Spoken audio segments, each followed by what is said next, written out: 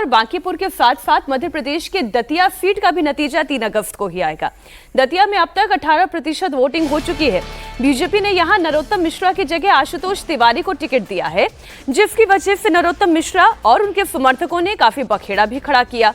हालांकि बाद में पार्टी ने नरोत्तम मिश्रा को मना लिया। आशुतोष तिवारी के सामने कांग्रेस ने घनश्याम सिंह को उतारा है। दतिया में अब तक 18% मतदान हो चुका है। तो बात दतिया की भी हो जाए और कितना हाई पॉलिटिकल ड्रामा यहां पर हुआ, अमिताभ जी, ये तो सभी के सामने है। इस चुनावी दंगल में पलड़ा किसका भारी है? यहाँ पे कांटे की टक्कर है। देखिए, जो हमने ओपिनियन पोल भी किया है उसमें बीजेपी जरूर आगे दिख रही है, जो कल रिलीज किया है, लेकिन उसमें 3% का ही वोट शेयर गैप है। मतलब वो मार्जिन ऑफ एरर के अंदर ही आता है। घनश्याम सिंह भी वहाँ राजा हैं, पहले एमएलए रह भी चुके हैं इस सीट से।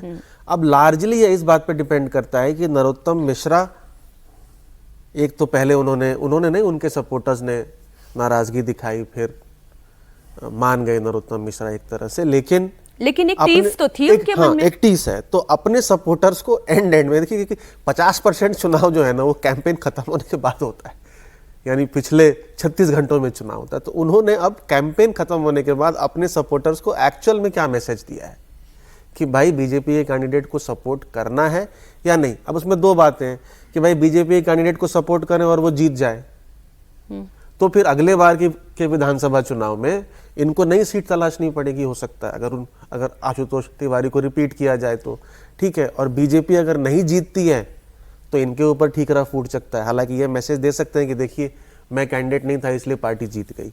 बीजेपी का संगठन जरूर मजबूत है।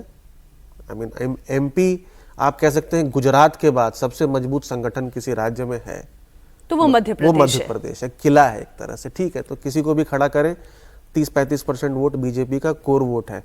तो एक दिलचस्प लड़ाई है, देखना पड़ेगा लार्जली कि नरोत्तम मिश्रा के सपोर्टर्स उतनी मोटिवेशनली बाहर निकलते हैं या नहीं, और किसको समर्थन करते हैं। ठीक है, इसमें कांग्रेस का भी एक जो नहीं, उनके साथ तो एक समस्या है कि वो हार गए थे पिछली बार नरोत्तम मिश्रा, और उसके बाद जो लगातार जीत रहे थे हर बार उनका जीत का अंतर कम होता जा रहा था। तो बीजेपी के दिमाग में एक था कि चेंज करना है कैंडिडेट। चेंज करने पर इतनी बदमजगी नहीं होती अगर उनसे पहले बात की गई होती। तो कांग्रेस में क्या समस्या है कि राजेंद्र भारती, जिनके ऊपर मुकदमा हुआ, सजा होने के बाद ये सीट खाली हुई है, वो राजेंद्र भारती को बहुत खुल करके घनश्याम सिंह का समर्थन नहीं कर रहे हैं। हाँ, और ऊपर से घनश्याम सिंह ने जो सहानुभूति दिखाई, जब इनके ये भावुक हुए नरोत्तम मिश्रा और घनश्याम सिंह ने उनके प्रति जो सहानुभूति दिखाई, इससे राजेंद्र भारती के समर्थक भी नाराज हैं कि भाई राजेंद्र भारती को तो लड़ते रहे नरोत्तम मिश्रा से, अब कांग्रेस का कैंडिडेट कैसे नरोत्तम मिश्रा के प्रति सहानुभूति दिखाएगा। तो घनश्याम, जो राजेंद्र भारती है, उनके समर्थक भी मदद नहीं कर रहे हैं घनश्याम सिंह की। तो समझिए कि लड़ाई घनश्याम सिंह और अपना आशुतोष तिवारी अपने लड़ रहे हैं। जो पहले के दोनों विधायक हैं वो नहीं लड़ाई में दिख रहे हैं अभी, जो